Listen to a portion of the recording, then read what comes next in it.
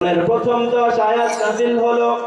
এই 10 আয়াত নাযিল হওয়ার পরে শেষ আয়াত ছিল উলাইকা হুমুল ওয়ারিসুন।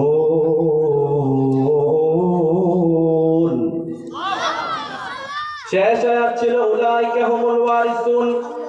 আর এই প্রথম 10 আয়াতের মধ্যে 7টি বৈশিষ্ট্যের কথা আছে, 7টি কোয়ালিটির কথা আছে। জীবনে যদি কেউ ধারণ করে কিয়ামতের মাঠে সে বিনা হিসাবে জান্নাতে চলে যাবে। সুবহানাল্লাহ বলেন না? সূরা আল মুমিনুনের প্রথম 10টি আয়াতে 7টি বৈশিষ্ট্যের কথা আছে। জীবনে যদি কেউ ধারণ করতে পারে আল্লাহ পাক বলছেন তাকে বিনা হিসাবে আমি আল্লাহ জান্নাতের মালিক বানায়া দিব। সুবহানাল্লাহ বললেন না? এই 7টি বৈশিষ্ট্য কি কি সেই সম্পর্কে আমরা কথা শুনবো ইনশাআল্লাহ। একটু ভাবেন, আল্লাহ পাক সেই ওয়াদা পৃথিবীর কোন কাফের মুশরিক ইহুদি নাসারা, পৃথিবীর সবচেয়ে ধনী মানুষ ইলন মাস্ক, পৃথিবীর সবচেয়ে অন্যতম ধনী মুকেশ আম্বানি, তার সাথে সেই ওয়াদা নয় যে তোমার মধ্যে 7টা কোয়ালিটি থাকলে তোমাকে জান্নাতের মালিক বানাবো। আল্লাহ পাক সেই ওয়াদা করেছে আমার আপনার মতো সাধারণ খেটে খাওয়া মুমিন বান্দা যারা আছে, আল্লাহ পাক বলেছেন তোমার মধ্যে ঈমান থাকার পরে যদি এই 7টা কোয়ালিটি 7টি বৈশিষ্ট্য জীবনে ধারণ করতে পারো, কিয়ামতের মাঠে বিনা হিসাবে আমি আল্লাহ তোমাকে জান্নাতের মালিক বানায় দিব। আর আসতে পারেন সুবহানাল্লাহ। একটু ভাবছেন, দূর থেকে আপনি পৃথিবীর সবচেয়ে ধনী মানুষ মুকেশ আম্বানির স্ত্রীর দিকে তাকিয়ে আপনি ভাবেন সে কত লাক্সারিয়াস জীবন যাপন করে, সে কত সুন্দর জীবন যাপন করে। আমি আপনি এক বোতল ওয়াটার, এক বোতল পানি খাই, সেটার দাম হয় মাত্র 20 টাকা। মুকেশ আম্বানির স্ত্রী এক বোতল গোল্ড ওয়াটার সে পান করে, তার দাম হচ্ছে বাংলা টাকায় 60 থেকে 70 লক্ষ টাকা। এক বোতল পানি খাইছে, সেটা খেলে আপনার স্কিনটা কুচকে পড়ে না, শরীরটা লুজ হয় না, যৌবনটা তার টিকে থাকে অনেক দীর্ঘদিন। এই জন্য সে এক বোতল পানির পিছনে খরচ করে 60 থেকে 70 লক্ষ টাকা। কিন্তু তার সাথে আল্লাহ পাকের সেই ওয়াদা নয়। আল্লাহ পাক ওয়াদা করছেন সাধারণ মুসলমানদের সাথে যাদের কাছে ঈমান আছে। আল্লাহ বলছেন তোমার মধ্যে যদি ছোট্ট 7টি বৈশিষ্ট্য থাকে, কিয়ামতের মাঠে বিনা হিসাবে যিনি জান্নাতের মালিক বানাবেন তিনি কে? আল্লাহ পাক বিনা হিসাবে জান্নাতের মালিক, কোনো হিসাব নাই, কোনো নিকাশ নাই। উলাইকা হুমুল ওয়ারিসুন, ওয়ারিস সূত্রে মানে আপনি মরেন না তাই জান্নাতের মালিক হন না, আপনি মরে যাবেন ডিরেক্টলি আল্লাহ পাক জান্নাতের মালিক বানায় দিবে। সুবহানাল্লাহ।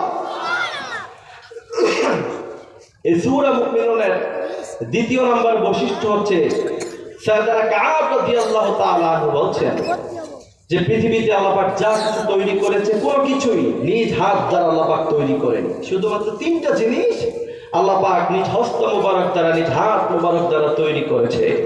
তার মধ্য থেকে সর্বপ্রথম হচ্ছে সাইয়েদনা আদম। আমাদের আদি পিতার নাম কি? আরো জোরে বলতে হবে কি?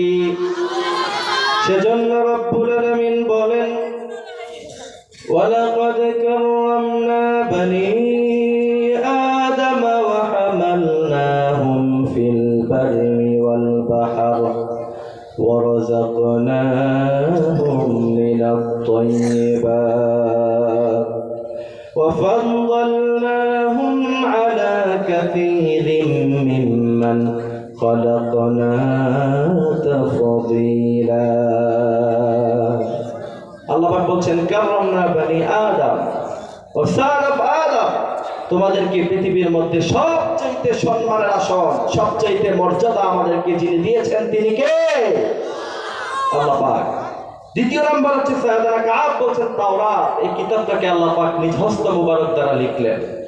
3য় নাম্বার হচ্ছে জান্নাত আদান, আল্লাহ তাআলা 8টি জান্নাত তৈরি করেছে, দারুল মুকামা, দারুল করার, জান্নাতুন নাঈম, জান্নাতুল ফিরদাউস, এমন করে 8টি জান্নাত আল্লাহ পাক তৈরি করেছেন। তার মধ্য থেকে কোন একটি জান্নাত আল্লাহ পাক নিজ হস্ত মুবারক দ্বারা তৈরি করেছে, সেই জান্নাতের নাম হচ্ছে জান্নাত আদান। আর জান্নাত আদানকে আল্লাহ পাক বানানোর পরে প্রশ্ন করলেন জান্নাত আদান তুমি কথা বলো। জান্নাত আদান তখন আমার আপনার মতো সাধারণ ভাষায়, বাংলা ভাষায়, ইংরেজি ভাষায়, চাইনিজ ভাষায়, রাশিয়ান, মালয়েশিয়ান, তারপরে ইউরোপিয়ান ভাষায় সে কথা বলেনি।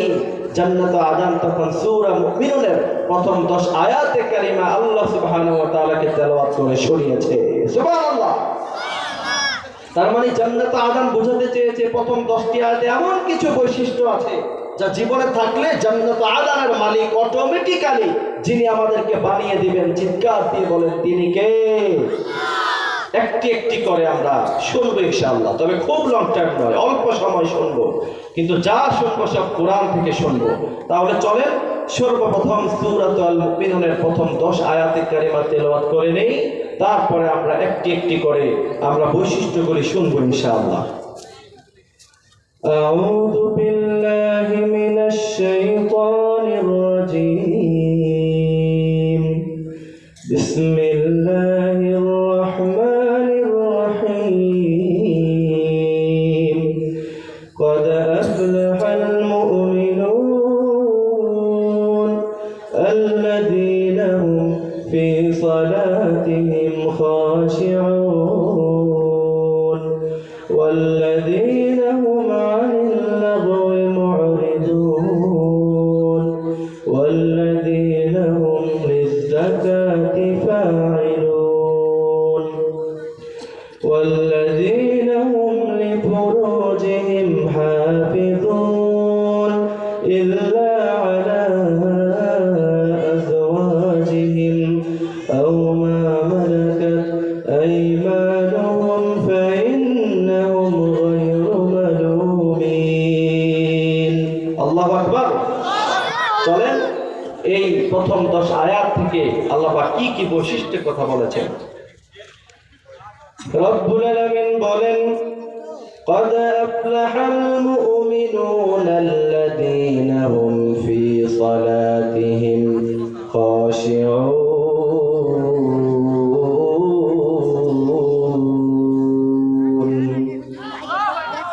আল্লাহু আকবার।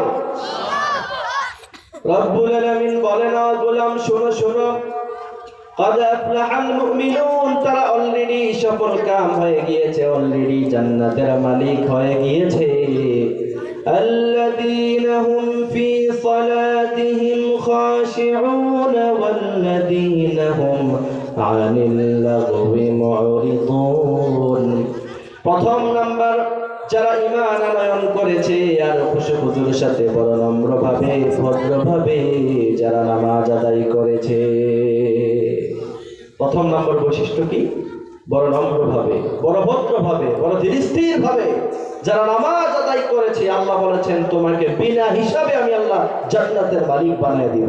সুবহানাল্লাহ বলেন না? বিশ্বনবী বললেন খুশুখুজুর সাথে নামাজ কাকে বলে? আপনি ইমাম সাহেবের পিছনে নামাজ দাঁড়ালেন আর ইমাম সাহেব এক আয়াত নামাজের মধ্যে বেশি পড়লো আর পিছন দিক দিয়ে আপনি কাছাকাছি আছে না নাই? আপনাদের এলাকায় নাই? কথা বলেন না কেন?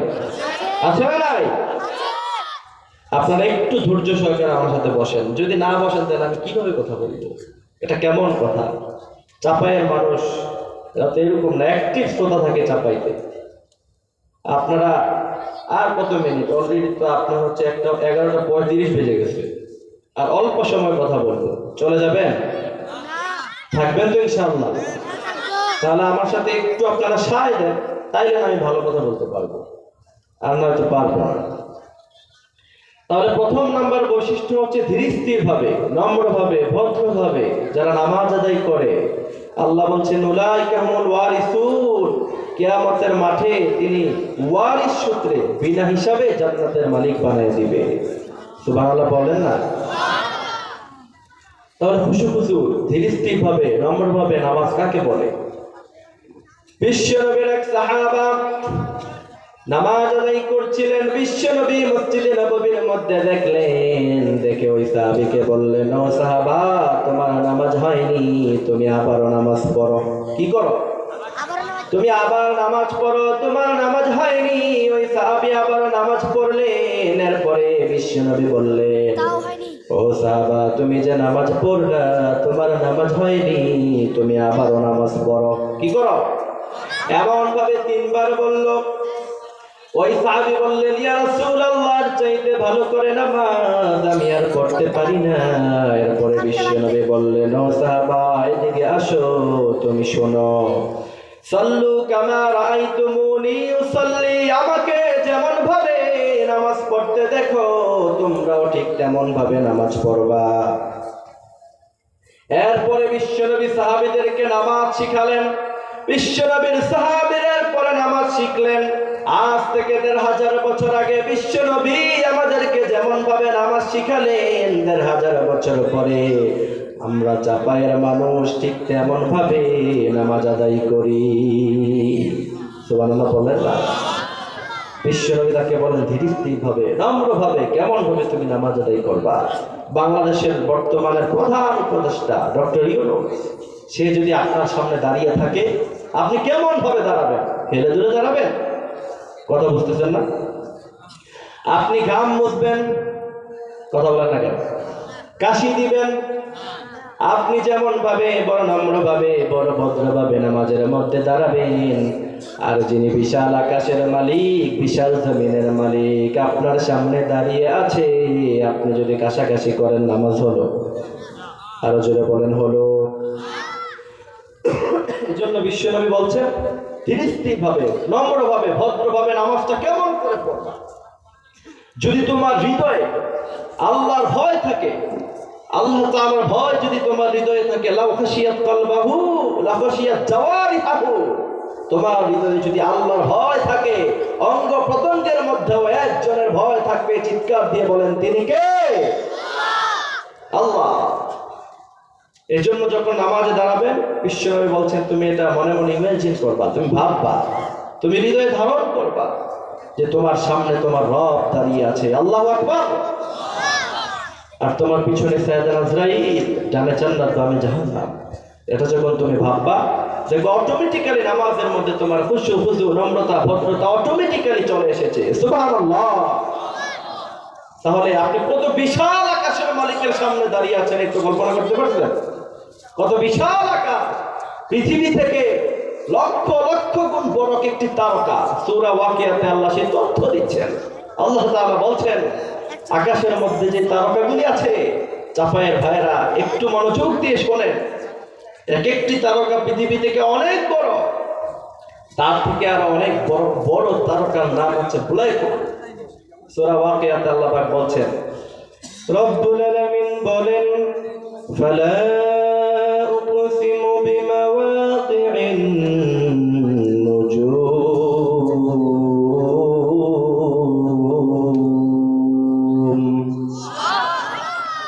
আর জোরে আল্লাহু আকবার। আল্লাহ তাআলা বলছেন ব্ল্যাক হোলের কথা ১৫০০ বছর আগে আল্লাহ তথ্য দিয়েছেন। এত বিশাল তারকাগুলি যখন ব্ল্যাক হোলের রেঞ্জে ঢুকে যায়, ছোট বাচ্চার মুখে চকলেট দিলে সে যেমন গিলে ফেলে, সে যেমন মাসাকার করে নেয়, এত বিশাল বড় বড় তারকাগুলি ব্ল্যাক হোলের মধ্যে যখন ঢোকে তখন বিশাল বড় বড় তারকাগুলি মাসাকার হয়ে যায়। সুবহানাল্লাহ। তাহলে কত বিশাল আকাশের মালিক আল্লাহ, কত বিশাল সূর্য। আজ পর্যন্ত আপনি দেখছেন পৃথিবীতে ট্রেন তার শিডিউল মিস করে, বিমান তার শিডিউল মিস করে, হেলিকপ্টার, যদি আপনার শীতকালীন সময় একটু বেশি যদি কুয়াশা পড়ে তাহলে হেলিকপ্টার আকাশে ওড়ে না, সে তার শিডিউল মিস করে ফেলে। পৃথিবীতে সব কিছুর শিডিউল মিস হয়। প্রধান বক্তা আসার কথা ছিল 10টায়, সে আসে 11টায়। শিডিউল মিসিং আছে না নাই? কথা বুঝতেছেন? একটু রেসপন্স করেন। শিডিউল মিসিং হয় কি হয় না? মিসিং হয়ে যায়। কিন্তু আল্লাহ তাআলা বলছেন তুমি কি একটু আকাশের দিকে তাকাও না?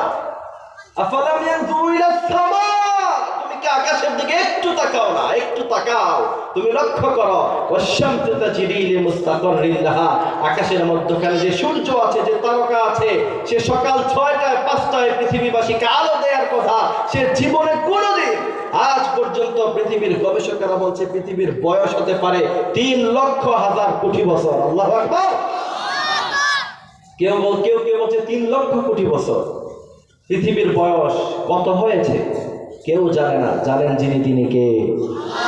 আচ্ছা, আমরা যদি ধরেই নিলাম পৃথিবীর বয়স 3,00,000 বছর, তাহলে আপনি একটু চিন্তা করেন এই 3,00,000 বছরে জীবনে কোনোদিন এক সেকেন্ডের জন্য সূর্য ওঠা তার মিসিং হয় নাই। সুবহানাল্লাহ বলবেন না? এটাকে চালায় যিনি, তিনি কে? তাহলে তো বিশাল আকাশের রবের সামনে আপনি দাঁড়িয়ে আছেন। কত বিস্তীর্ণ পৃথিবী।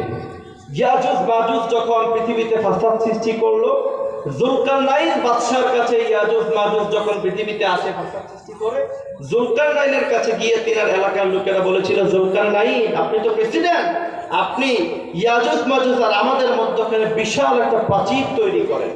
আমরা যেমন আমাদের কোনো সমস্যা হইলে আমাদের যিনি এমপি থাকেন, যিনি চেয়ারম্যান থাকেন, যিনি মেম্বার থাকেন, তার কাছে আমরা এক্সকিউজ করি, অবজেকশন করি, কি করি না? জুলকারনাইন ছিল অর্ধ পৃথিবীরও বেশি সময় তিনি বেশি শাসন করেছে। তিনার কাছে লোকেরা এসে বলল, তিনার প্রজারা এসে বলল, ইয়াজুজ মাজুজ একটি দল, এরা প্রচন্ড খারাপ, আমাদেরকে খুব জ্বালা যন্ত্রণা করে, তাদের মধ্যখানে আমাদের মধ্যখানে আপনি বিশাল একটা প্রাচীর দেন। জুলকারনাইন যে বিশাল প্রাচীর দিয়েছিলেন, পৃথিবীর কোথায় অবস্থান সেই প্রাচীরের, সেই অবস্থান, সে প্রাচীর আজ পর্যন্ত 1000 বছর পার হয়ে গিয়েছে। পৃথিবীর গবেষকরা গবেষণা করে ক্লান্ত হয়েছে, সেই জুলকারনাইনের বিশাল প্রাচীর আজও পর্যন্ত খুঁজে পায়নি। সুবহানাল্লাহ পড়বেন না? তাইলে সেই প্রাচীর আজও পর্যন্ত খুঁজে পাওয়া যায়নি, তার মানে পৃথিবী কত বিশাল, কত মহান। আজ